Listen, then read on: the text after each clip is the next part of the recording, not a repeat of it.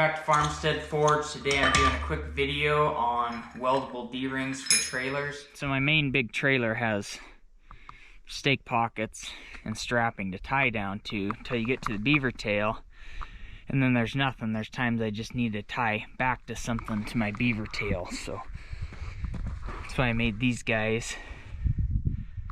They're all nice and wide, so my big flat straps won't bind in there. You can buy these things all day long, but the problem I had is these big wide clips on these big wide straps. They either won't go in the factory ones or they bind, so I came up with a style that won't bind. Stay tuned till the end because I will show you a quick and easy way to measure the circumference of something so you get your length the right length. There's a million ways to do your weldable part. I'm just going to, I got some really heavy Schedule 80 pipe.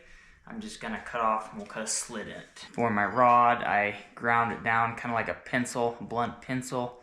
That way I can come in here and when these ends come around meet, and I can weld that all up and have a nice strong weld.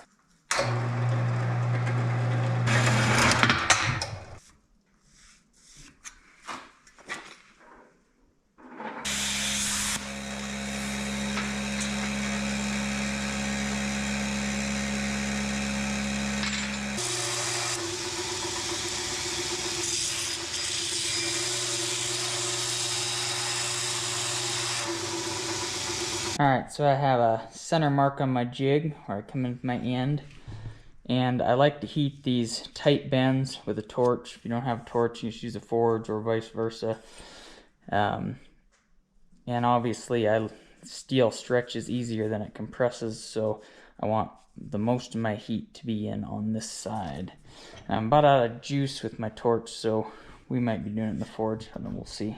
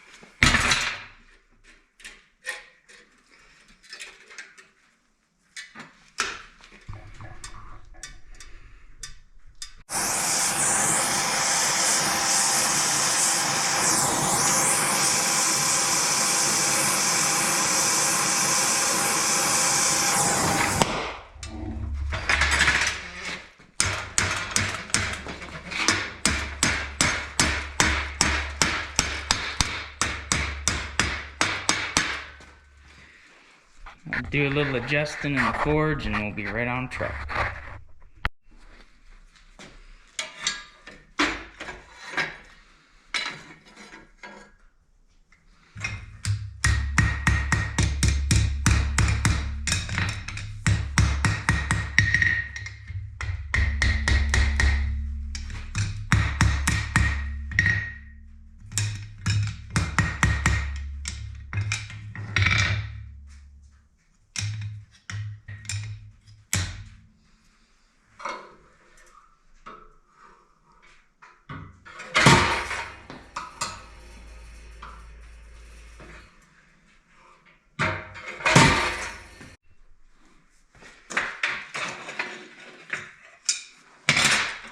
I like to weld them up while they're hot, that way you got good penetration, you don't have to worry about them coming apart.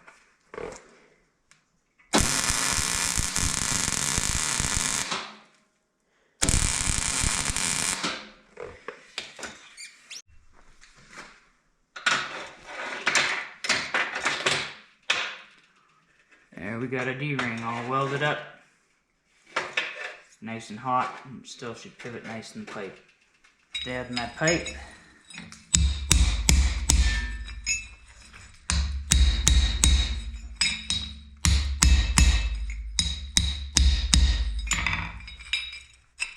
Just so it's not coming out of there. she's ready to weld on.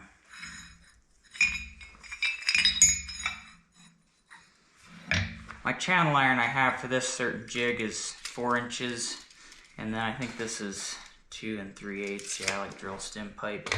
I got a smaller one that I made for smaller D-rings, same size pipe, and it's a 3-inch. So this is a lot like a factory one would be. So to get my circumference to wrap around, this doesn't work perfectly on everything, but it's usually pretty darn close. So I'll take my flexible tape and I'll measure around it. And I'm right at 1 foot, 12 inches. I was using 1/2 inch round stock. So I want to double the width and add that onto my link. So this is 1/2 inch, so that'd give me 1 inch. So that puts me at 13 inches, which is exactly what these are, and they wrap really nice. Guys, these straps hold really nice. They don't bind on your straps. They're quick and easy to do. Seems like I'm forgetting something. I don't know. Anyway, I hope you enjoyed the video. Remember to keep it simple, and I'll catch you guys in the next one.